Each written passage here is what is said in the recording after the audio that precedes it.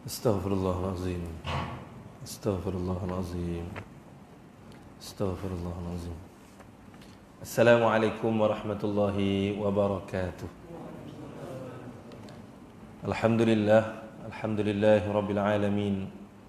Nahmaduhu wa nasta'inuhu wa nastaghfiruh. Wa na'udzu billahi min shururi anfusina wa min sayyiati a'malina. Man yahdihillahu fala mudilla lahu wa man yudlil fala hadiya lahu. Asyhadu an la ilaha illallah wahdahu la syarika lah wa asyhadu anna Muhammadan abduhu wa rasuluh. Allahumma salli wa sallim ala sayyidina wa habibina Muhammad wa ala alihi wa ashabihi ajma'in. Amma ba'du. Alhamdulillah, yang sangat saya muliakan tuan-tuan imam, tuan Bilal, seluruh ahli jawatankuasa Surau An-Nur, ayah-ayah, ibu-ibu, para asatizah, hadirin dan hadirat mukminin dan mukminat yang dimuliakan oleh Allah Subhanahu wa taala. Sudah pasti pertama dan selama-lamanya kita merafakkan rasa syukur, rasa terima kasih yang tidak terhingga kepada Zat yang Maha Agung, Zat yang Maha Baik, iaitu Allah Subhanahu wa taala, di atas segala nikmat yang tidak terhitung yang selalu kita ucap, selalu kita baca Quran. Kita semua tahu, bahkan dicabar oleh Allah Subhanahu wa taala untuk kita menghitung segala nikmat yang Allah SWT beri, dan Allah SWT dah bagi tahu pasti dan pasti kita tidak mampu untuk menghitungnya. Wa in ta'uddu ni'matallah la tuhsuha, kata Allah SWT dalam Quran.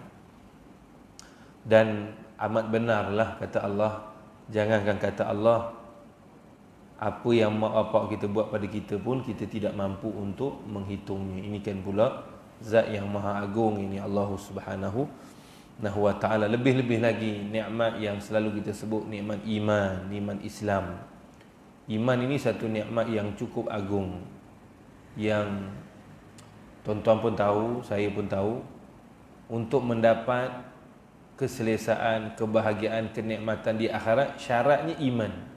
Mesti ada iman. Tak ada iman, kita tidak akan dapat sedikit pun kenikmatan di akhirat Allah SWT tanpa iman. Dekat dunia memang tak perlu iman. Sebab tu maaf cakap ya, ayah-ayah, ibu-ibu, kalau hari ini kita tengok orang kafir, bahkan orang yang syirik kepada Allah SWT, dia punya nikmat hebatlah dekat dunia, jangan pelik. Kita yang mengaji ni jangan pelik langsung. Sebab apa? Syarat untuk mendapat nikmat dekat dunia bukan syaratnya iman. Bukan. Dekat dunia siapa usaha dia dapat, Allah bagi. Itu sunnatullah. Itu memang sudah Allah SWT takdirkan begitu. Tapi untuk mendapat kenikmatan akhirat, walaupun sebesar zarah, syaratnya mesti iman. Kalau kita kata syarat apa, pasport ke tiket, tak kisahlah. Bahkan Allah SWT sebut dalam Al-Quran, segala kebaikan yang orang kafir buat. Ini yang bukan kita kata orang kafir yang sekarang ni lah. Maksudnya orang kafir yang matinya pun dalam keadaan kafir. Mati dalam keadaan kafir, Allah SWT kata sebut haba'an manthura. Segala kebaikan yang dibuat dekat dunia sebagaimana debu yang berterbangan, tidak dihitung oleh Allah. Kenapa saya kata begitu? Sebagai contoh ini sebagai contoh saja, sebab dia agak terkenal. Contoh, kalau tuan-tuan yang biasa ziarah Aceh sudah pasti tahu, dia ada satu kampung Jackie Chan, kita panggil kampung Jackie Chan Aceh, yang tsunami dulu. So Jackie Chan ni, maaf-maaf cakap lah, dia belum Islam, tapi dia buat kebaikan.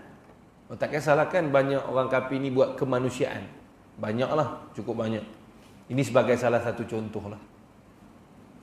Kalau maaf-maaf cakap, Jackie Chan tu mati dalam keadaan tidak beriman kepada Allah, segala kebaikan dia buat langsung tak dihitung oleh Allah. Sebab apa? Iman tu. Sebab tu iman ni cukup berharga. Saya tak kata demikian sebab kita tak tahu, mungkin kesudahannya lebih baik daripada kita. Satu hari dia nak meninggal, dia beriman kepada Allah, segala amal soleh yang dilakukan sebelum dia beriman dikira oleh Allah. Bukan maksudnya sebelum beriman tak kira, dah beriman okey. Tidak. Walaupun amalan yang dilakukan semasa dia belum beriman, Andai kata dia sebelum meninggal dunia dia beriman kepada Allah, segala amalannya dulu dihitung oleh Allah. Sebab tu tuan-tuan, kita sangat-sangat syukur di atas satu nikmat ini. Nikmat ni cukup agung. Kalau hari ini kita ada segala dunia dan isi-isinya, kalau kita tidak ada iman, kita bukanlah orang yang beruntung. Kenapa kita kata demikian? Sebab kesenangan dunia ni sementara. Betul tak? Paling tinggi berapa? 100 tahun hidup. Itu pun 60 nak nyerin jalan, maunya 100 tahun. Tapi kehidupan akhirat terlalu panjang, terlalu panjang. Bahkan kehidupan akhirat yang disudahi dengan syurga dan neraka abadan abada, khalidina fiha abada. Sebab itu yang paling penting. Itu yang sangat-sangat paling penting. Sebab tu yang keduanya selawat dan salam lah. Selawat dan salam sudah pasti kita panjatkan kepada baginda kita yang mulia, baginda Nabi sallallahu alaihi wasallam. Ringkas selalu ayah-ayah, abang-abang, ibu-ibu, lebih arif. Kita semua tahu siapa yang lisannya banyak-banyak berselawat kepada Nabi, orang ini juga akan mendapat keselamatan di dunia, khususnya keselamatan dekat akhirat Allah SWT. Selalu hadis ini masyhur. Semua daripada kita tahu, yang selalu kita ingatkan, kata Nabi SAW, inna awlan nasi bi yaumal qiyamah aktsaruhum alaihi salat. Orang yang berhak bersama aku dekat akhirat nanti, ini orang yang lisannya banyak berselawat dan salam kepada aku. Sebab itu mudah-mudahan ayah-ayah, tuan-tuan, termasuk saya sendiri, Allah Subhanahu Wa Taala beri taufik dan hidayah supaya kita, lisan kita ni selalu selawat. Bukan tahu je, tahu belum tentu dapat selawat. Macam kita syukur pada Allah lah. Semua orang tahu semayang ni wajib, tapi bukan semua orang dapat menunaikan kewajipan tersebut. Sebab tu kita kata syukur pada Allah di atas taufik dan hidayah. Kalau bahasa Melayu kita, bantuan Allah. Macam tu tak selawat pada Nabi. Semua orang tahu selawat Nabi ni bagus, macam-macam. Kalau nak ikut matan, mungkin dia lagi terror pada kita. Tetapi kalau kita tak ditolong oleh Allah, lisan kita boleh tak selawat pada Nabi? Tak boleh. Sebab tu pertolongan Allah ni yang selalulah, kalau dalam bahasa yang selalu kita sebut, taufik dan hidayah. Taufik dan hidayah ni mudah kalau kita faham bahasa kita, bantuan, pertolongan daripada Allah untuk melakukan apa juga bentuk kebaikan, untuk menjauhkan apa juga bentuk yang tak baik. Yang ketiganya, selalu kita ingatkan diri kita semua untuk kita berdoa khususnya kepada ibu dan ayah kita dulu. Ya, ibu dan ayah. Sama ada ibu dan ayah kita masih hidup ataupun yang telah meninggal dunia. Selalu kita kesan, kalau hari ini kita masih lagi fikir mak bapak kita hidup, kita boleh berbakti. Tapi kalau mak bapak kita dah mati, kita tak boleh berbakti. Ini buang daripada kepala kita. Ini satu statement yang sangat salah. Sangat-sangat salah. Kena ingat, walaupun mak ayah kita dah tak ada, kita masih lagi boleh berbakti kepada ibu dan ayah. Iaitu apa? Dengan banyak-banyakkan berdoa. Satu hadis yang masyhur mafhumnya, kata Nabi SAW, waktu mak bapak kita dekat kubur, tiba-tiba Allah angkat martabat mak bapak kita tu. Maka mak bapak kita tanya kepada Allah, wahai Allah, kenapa martabat aku ni diangkat oleh kamu? Apa jawab Allah SWT? Ketika ini anak kamu dekat dunia sedang minta ampun atas dosa-dosa kamu. Bayangkan tuan-tuan yang mulia. Sebab tu mudah-mudahan kita jangan lupa untuk doa kepada ibu dan ayah kita dululah. Ya, kemudian barulah adik-beradik, sanak saudara dan seluruh umat Islam. Sebab tu Islam ni ajar kita utama kaum kerabat dulu. Sebab tu infak pun yang utama kaum kerabat dulu. Mak bapa, adik-beradik, mak cakap contoh saya sedekah tahfiz, saya sedekah anak yatim, mak saya melarat. Ini tak mengaji ni orang. Tak mengaji ni orang. Allah sebut dalam Quran, iaitu infak mesti mak bapak kita dulu, kaum kerabat dulu. Zawil qurba wal yatama, kaum kerabat kita dulu. Kenapa Allah SWT buat begini? Supaya tak ada yang tercicir. Tidak ada yang tercicir. Contoh, ini contoh ya. Okey, saya bagi adik-beradik saya yang susah lah, yang layak lah kita kata, yang layak. Tak kisahlah zakat ke dan sebagainya. Infak, sedekah. Bila adik-beradik saya tak ada yang susah, saya pergi sanak saudara saya, sepupu, dua pupu, tiga pupu. Tuan-tuan pun macam tu. Udah tak ada, baru semua tak terlepas. Semua tak terlepas. Tapi kalau kita pergi sini, tengok yang dekat terlepas. Sebab tu Islam susun cantik. Ya, sebab tu Allah SWT sebut Quran, kul ma anfaqtum min khairin falil walidain wal aqrabin. Kedua mak bapak kamu dulu. Mak bapak lama dulu. Lepas tu kaum kerabat. Lepas tu barulah seterusnya anak yatim dan sebagainya. Dan sebab tu mudah-mudahan kita yang belajar ini tidak tertipu. Sebab salah satu tipu daya setan. Salah satu tipu daya setan. Dia nak tipu orang tu buat ibadah, sedekah sebagai contoh, dah tak boleh. Dia ni memang suka sedekah. Macam mana aku nak nipu dia? Aku utamakan benda yang tidak utama. Contoh kalau bahasanya, setan suruh kita utamakan daripada benda yang sunat, sehingga kita meninggalkan benda yang wajib. Itu juga salah satu tipu daya setan. Begitu. Contoh makcik contoh. Makcik suka baca Quran. Ni nipu dia ni susah. Dia ni memang suka baca Quran. Macam mana ya? Ghalib baca Quran, laki datang pun tak peduli. Baca Quran ni ibadah. Kena tipu tu. Kena tipu. Padahal menyantuni suami itu wajib. Nampak? Setan ngakak kuat makcik. Setan anda. Setan ni setan. Memang nama setan. Okey, baik. Tuan-tuan yang dimuliakan oleh Allah Subhanahu Wa Taala, pada malam ini kita ingin kongsikan satu tajuk berkaitan dengan 10 golongan yang mendakwa mukmin padahal mereka adalah kafir. Wal'iyazbillah. Ini juga peringatanlah ya. Ini termasuk benda yang nadhira, peringatan. Selalu saya sebut, tuan-tuan dan saya, bulan lepas rasanya kita dah sebut dah, jangan dengar nazira saja, baik daripada ayat Quran, baik daripada hadis Nabi. Jangan dengar ancaman aja. Jangan dengar cerita yang menyeram-nyeram aja. Kena dengar juga cerita-cerita yang membahagiakan. Contoh makcik kita dengar kubur ni azab sesaja pun membuatkan kita takut mati. Semua takut mati. Itu masalah. Jangan jadikan begitu. Dengar-dengar juga, tapi mesti balance. Mesti juga kita dengar makcik, alam kubur ini adalah alam kubur yang sangat-sangat indah. Alam akhirat dekat padang mahsyar adalah tempat yang sangat-sangat cantik, sangat-sangat indah. Baru kita tak sabar-sabar nak mati. Kalau kita dengar satu side saja yang seram tadi tu, semua takut mati kita ni. Tak ada aku mati, tak ada aku mati. Gitu. Kenapa kamu takut mati? Ini tinggal anak bini apa semua. Habis kalau kita mati, kita tak jumpa ke mak bapak kita yang dah mati tu? Jumpa, itu juga ada kebahagiaan. Sebab tu saya kata, bukan saya kata salah, tidak. Mesti dengar balance. 50%, 50%. Yang kita sebut, basyirau wa nadhira. Berita gembira kepada orang yang taat pada perintah Allah pun kita kena dengar. Dan nadhira, ancaman, juga kita dengar. Kalau tidak, kita takut mati. Tuan-tuan, saya nak tanya. Kehidupan dunia bagus ke? Kehidupan akhirat lagi bagus? Akhirat lagi bagus. Tapi kenapa kita tak nak pergi akhirat? Kenapa kita takut mati? Walal akhiratu khairul laka minal ula. Walal akhiratu khairun wa abqa. Sebab tu ringkasnya ayah-ayah, termasuk saya sendirilah, biar kita kena dengar kedua-duanya. Mudah-mudahan kita cinta kepada kematian, suka untuk mati. Tak sabar-sabar. Selalu mak bapak kita ni orang tua-tua. Tak sabar aku nak mati, tak sabar aku nak mati. Bagus tu.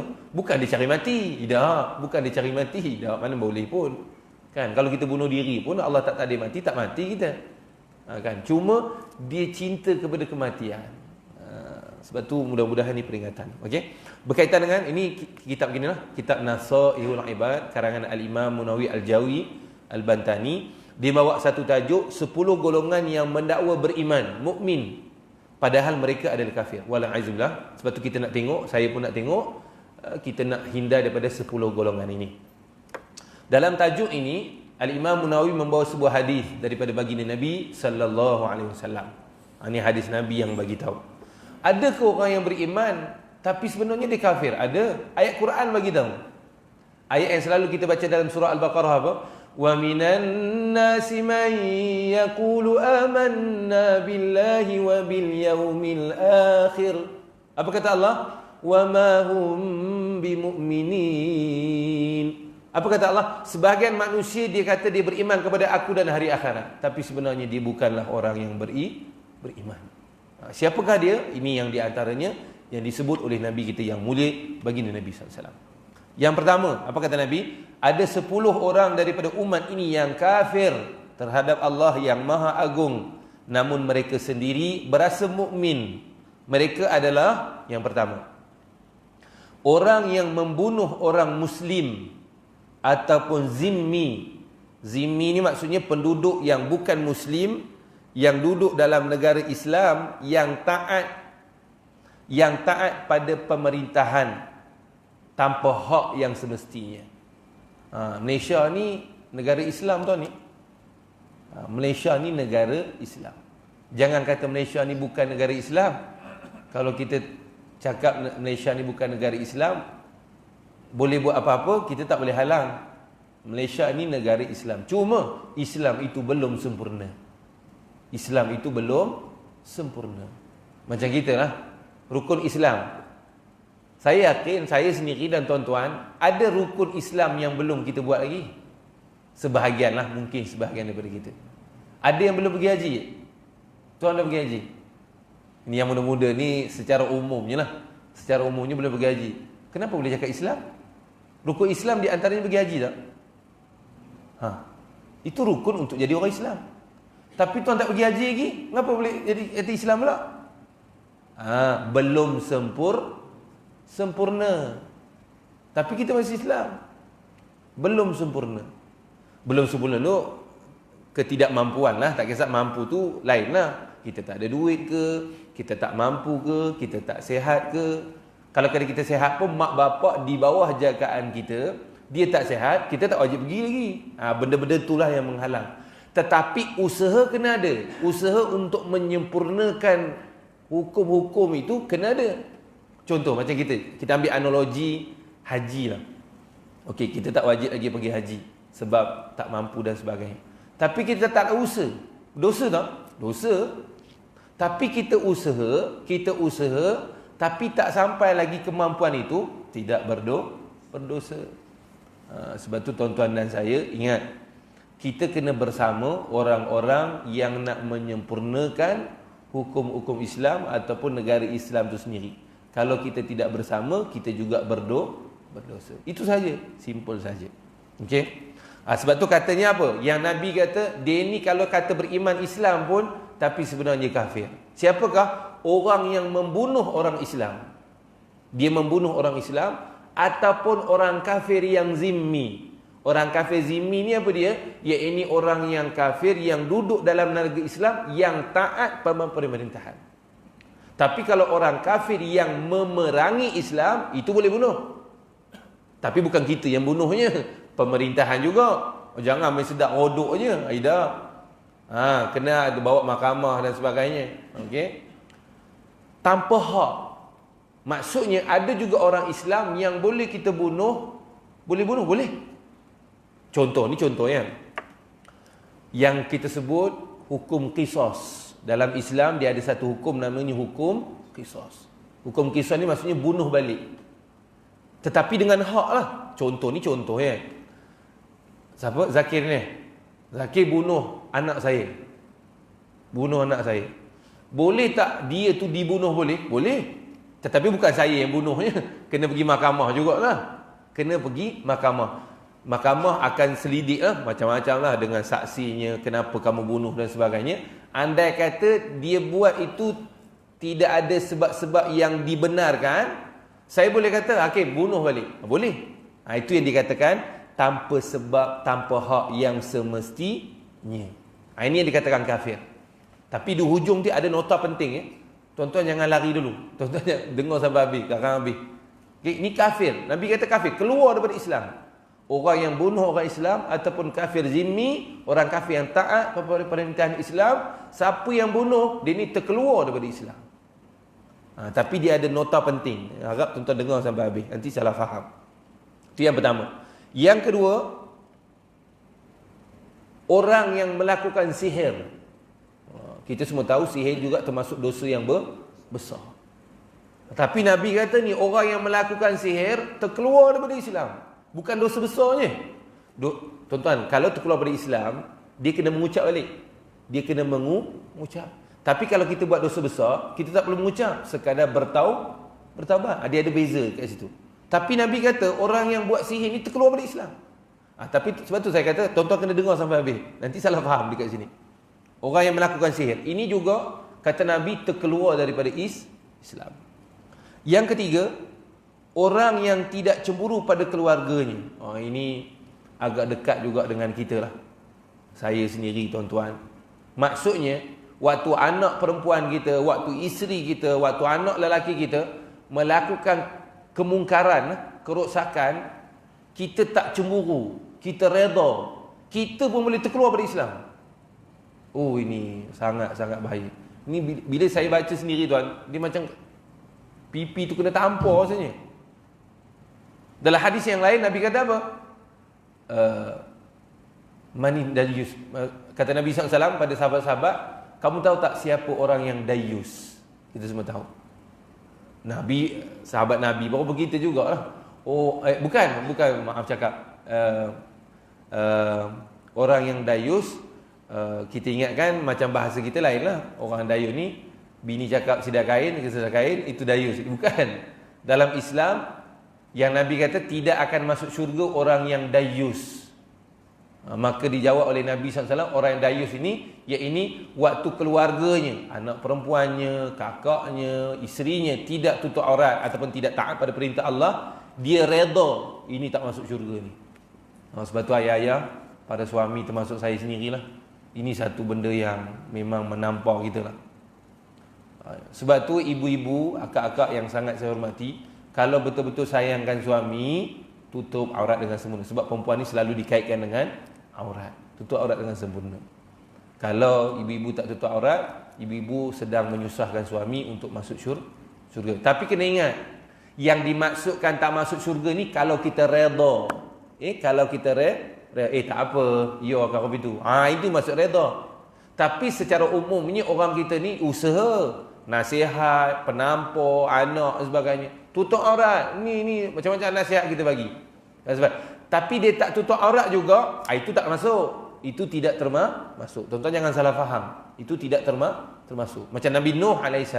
Usaha. Dia sebut dalam Quran. Pagi, petang, siang, malam. Seorang pun datang, ramai-ramai pun datang dan sebagainya. Tapi isterinya tidak taat pada perintah Allah. Bahkan tidak beriman. Anaknya Kan'an yang kita semua tahu. Adakah Nabi Nuh tidak berjaya? Berjaya. Yang penting usaha. Sebab kita mana mampu bagi hidayah. Betul. Bahkan Nabi SAW kita yang sendiri pun tidak mampu memberi hidayah. Nabi kita, ini kan pula kita. Allah pernah ingat kepada Nabi SAW, innaka la tahdi man ahbabta walakinna Allah yahdi man yasha. Wahai Muhammad, kamu tidak mampu memberi hidayah kepada orang yang kau sayang. Sesungguhnya hidayah itu milik aku. Dalam ayat yang lain kata Allah SWT, laisa 'alaika hudahum walakinna Allah yahdi man yasha. Wahai Muhammad, engkau tidak ada hak memberi hidayah kepada orang. Aku yang memberi hidayah kepada orang. Sebab tu yang dimaksudkan di sini kita redha. Sebab tu tuan-tuan, yang penting usaha. Kita kena usaha. Jangan sampai kita tidak merasa cemburu di saat keluarga kita ingkar perintah Allah. Ini juga perintah Allah SWT yang kita semua tahu, yang Allah sebut dalam surah At-Tahrim, ya ayyuhalladzina amanu qu anfusakum wa ahlikum nar. Wahai orang beriman, jaga diri kamu. Dulu kita pun kadang-kadang semayang, jangan lupa semayang. Awak bogi kopi tu, tak mahu juga. Awak tu dulu. Lepas tu baru tengok anak kita lah. Okey. Yang dimaksudkan keluar pada Islam ni orang-orang yang redha. Yang ketiga. Yang keempat, yang menentang kewajipan zakat. Zakat jangan main, satu benda yang wajib. Kalau kita menentang, kita bukan dosa besar je tuan, terkeluar daripada Islam. Macam saya kata jugalah, dengar sampai habis, dia ada satu nota yang penting.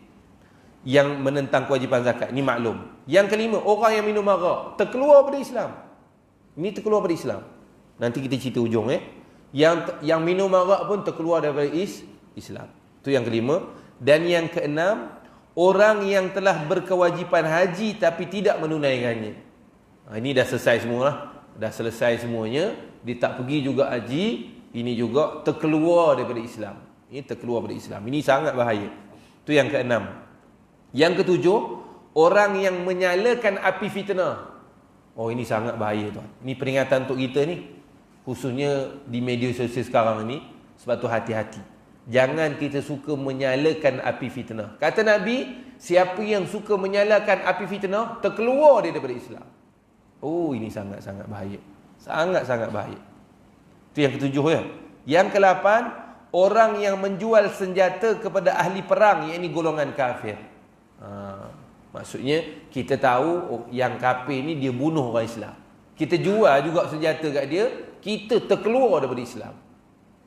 Terkeluar daripada Islam. Itu yang ke-8. Yang ke-9, orang yang menyetubuhi wanita pada duburnya. Maaf cakap, siapa juga lelaki yang mendatangi wanita melalui dubur, terkeluar daripada Islam, kata Nabi.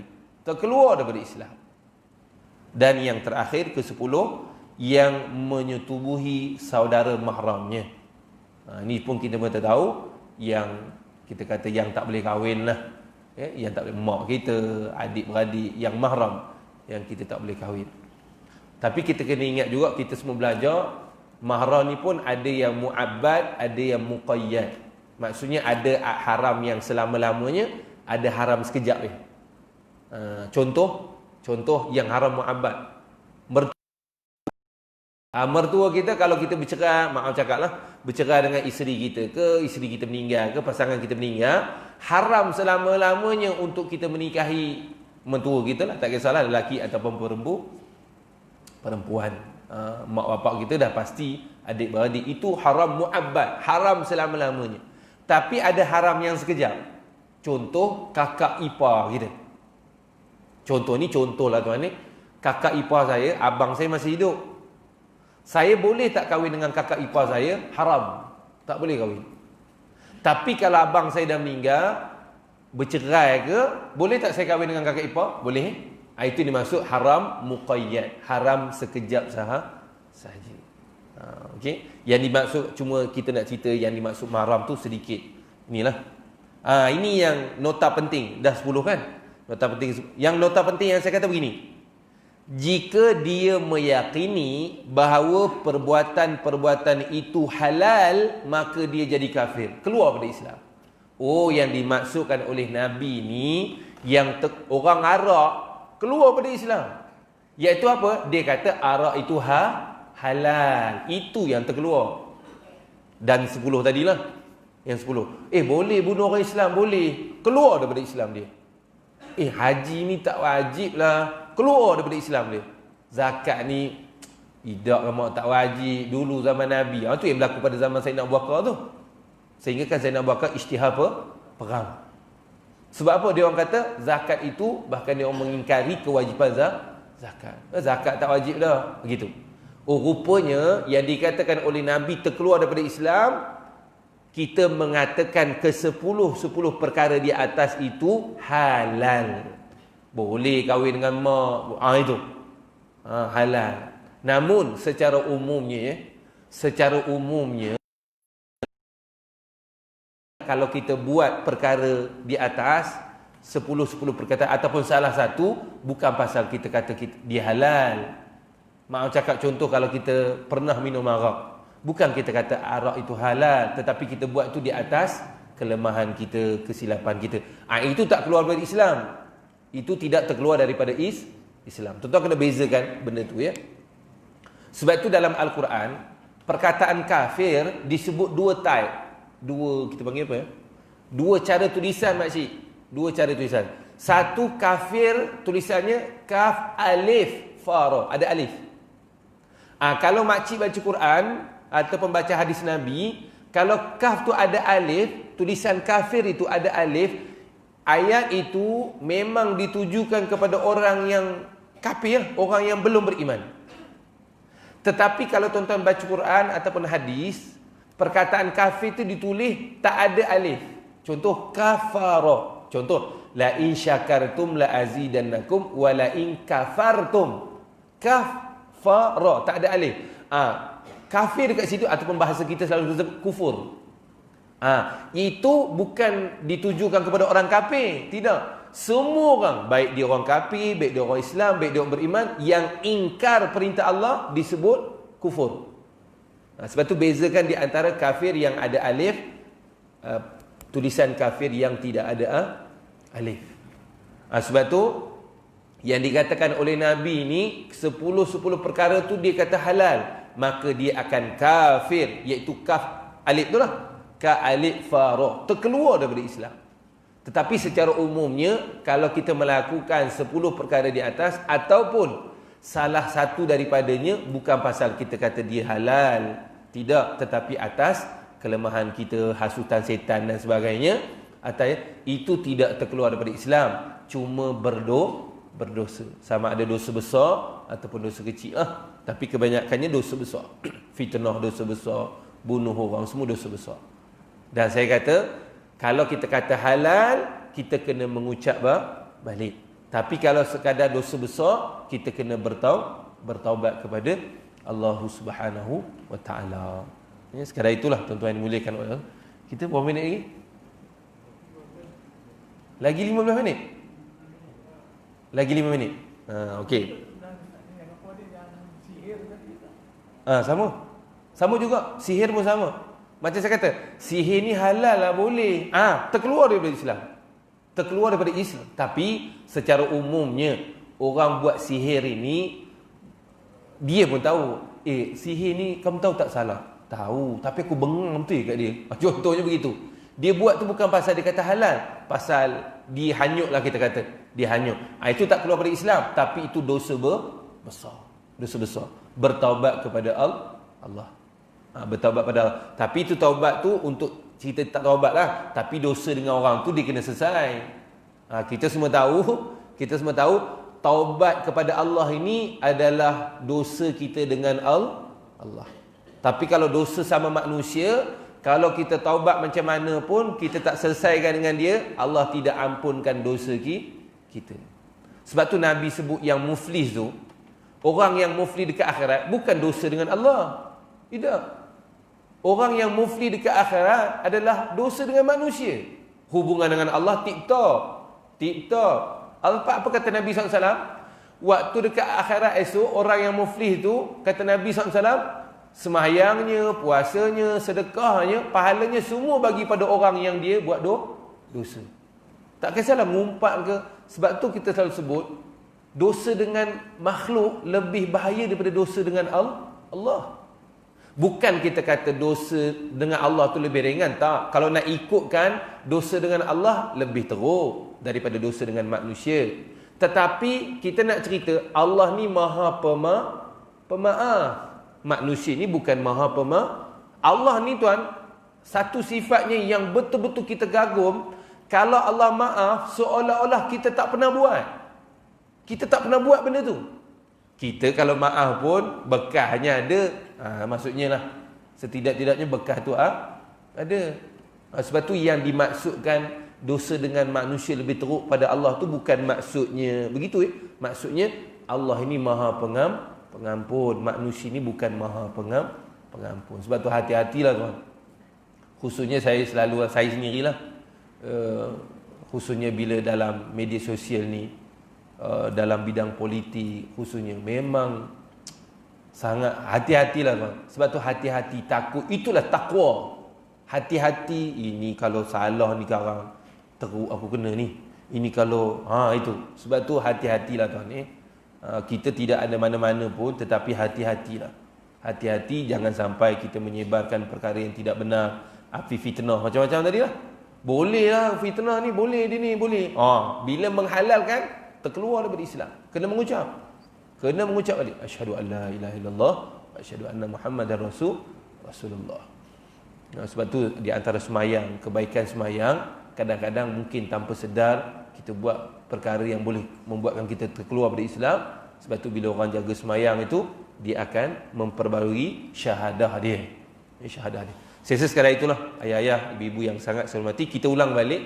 Mungkin ada yang salin yang tertinggal 1-2. Kita ulang tanpa syarah lah. Ada 10 orang daripada umat ini yang kafir terhadap Allah yang maha agung. namun mereka sendiri berasa mukmin. Mereka adalah yang pertama, orang yang membunuh orang muslim ataupun zimmi. Siapakah zimmi? Penduduk bukan muslim pada negara Islam yang taat terhadap pemerintah tanpa hak yang semestinya. Ini yang bunuh tanpa hak lah. Macam kita kata tadi, ada yang hak kan. Yang kedua, orang yang melakukan sihir. Itu yang kedua. Yang ketiga, orang bermasa tidak cemburu pada keluarganya. Yang keempat, orang yang menentang kewajipan zakat. Yang kelima, orang yang minum khamar.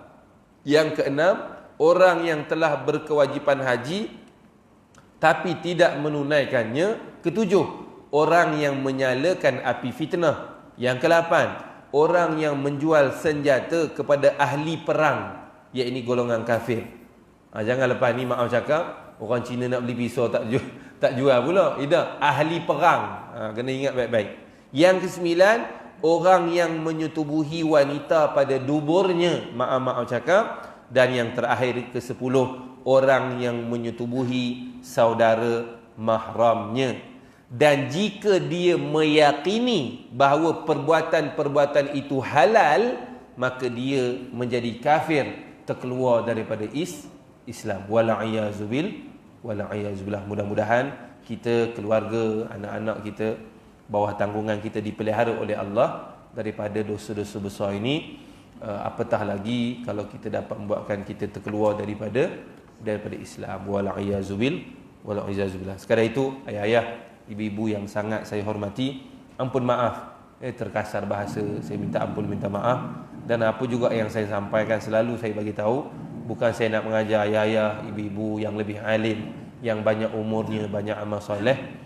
Sekadar kongsi-kongsi, ingat-ingat sebagaimana dianjurkan oleh Allah, wa dzakir fa inna dzikra tanfa'ul mu'minin. Kita tangguh majlis kita pada malam yang penuh dengan barakah ini di akhir-akhir bulan haram ini dengan tasbih kifarah. Mudah-mudahan Allah SWT sudi mengampunkan dosa dan kesalahan kita selama ini.